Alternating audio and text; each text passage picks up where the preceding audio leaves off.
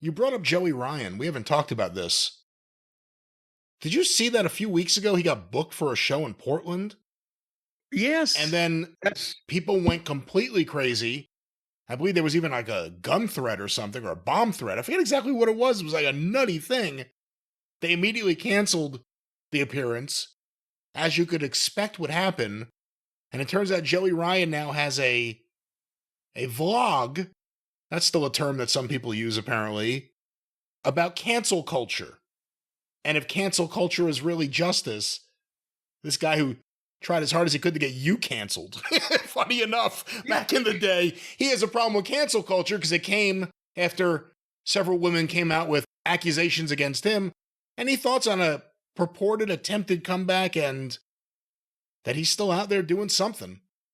Well, again, it was poorly thought out. He convinced some friend, a promoter that was either friendly to him or friendly to the idea of this might work. This might work. And they advertised him for a show in Portland. And there's apparently a infighting in the independent promotion of wrestling business in Portland between various groups. And everybody said, no, we don't want to see this fucking guy. And he got, again, bad backlash and it was canceled. But there's other drama and intrigue that I have honestly not cared enough to pay attention to, as far as the one promoter was telling the other promoter, well, goddamn, you're trying to put me out of business and etc. Yeah, Mike Rogers, where are you? This is like perfect for Ring Around the Northwest. This is the kind of stuff we read for. Yes, just put it on the mimeograph machine and send it down. But anyway, but nevertheless, no, nobody wants to see Joey Ryan. I'm surprised anybody wanted to see him, and the amount of people that wanted to see him was overblown back in the old days before everybody found out what a creep he was. And by the way, after 5 years, everybody found out that all the people that was saying I was a fucking creep have all been turned out to be creeps.